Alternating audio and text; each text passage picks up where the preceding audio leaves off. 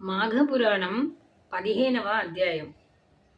అరణ్యంలో గతంలో తాను తపస్సు చేసి ఉన్నాడు కాబట్టి అడవి ఎలా ఉంటుంది, ఏ ప్రాంతం తపస్సుకు అనుకూలంగా ఉంటుంది, నీటి సదుపాయం ఎక్కడ ఉంటుంది, తినడానికి పండ్లు ఎక్కడ దొరుకుతాయి, ఈ విషయాలన్నీ అతనికి తెలుసు. అందుకని పూర్వం తాను తపస్సు చేసిన ప్రాంతానికే వెళ్ళాడు. అదే చోట కూర్చొని తపస్సు ఆరంభించాడు. కొద్ది కాలానికే అతని తపస్సు ఫలించింది. శ్రీమన్నారాయణుడు ప్రత్యక్షమై, వత్స, కొద్ది కాలం క్రితమే కదా నువ్వు ఇక్కడ తపస్సు చేసి వరం పొందావు, మళ్ళీ ఎందుకు తపస్సు చేస్తున్నావు, నీకేం వరం కావాలి అన్నాడు. శ్రీమన్నారాయణుడు ప్రత్యక్షం కాగానే ఆనందంతో పొంగిపోయాడు ఆనంద శర్మ. సాష్టాంగ నమస్కారం చేశాడు.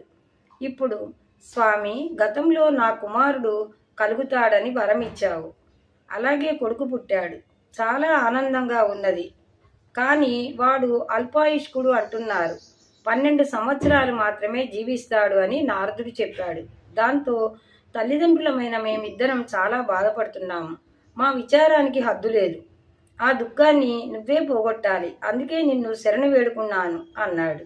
ఆ మాటలు విన్న లక్ష్మీనారాయణుడు, ఓ బ్రాహ్మణోత్తమ, గత జన్మలో నీ భార్య చేసిన కర్మ వల్లనే నీ కుమారుడు అల్పాయుష్కుడు అవుతున్నాడు. వాడికి 12 సంవత్సరాలకే మరణం సంభవిస్తుంది. అప్పుడు భార్యాభర్తలైన మీ ఇద్దరు మాఘమాసం వ్రతం చేయడానికి సంకల్పించి ప్రతిరోజు గంగానదిలో స్నానం చేసి ఈ వ్రతం పూర్తి చేయడానికి ఉద్యుక్తులైనారు.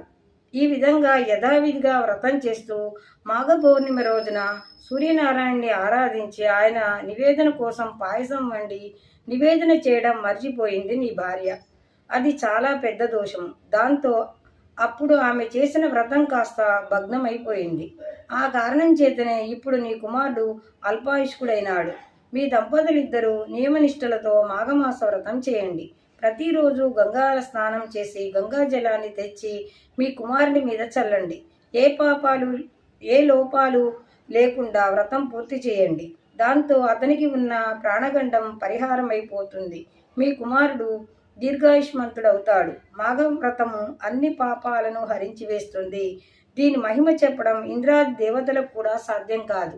దీని గురించి బ్రహ్మ, శివుడు, పార్వతి, లక్ష్మి, సరస్వతి, ఇంద్రుడు, నేను, నారదాదులకు మాత్రమే తెలుసు. నేను చెప్పినట్లుగా ఈ వ్రతం చేసి ఈ నెల రోజులు నీ కుమారుడి మీద గంగాజలం చల్లు. నీ కుమారుడు దీర్ఘాయుష్కుడవుతాడు.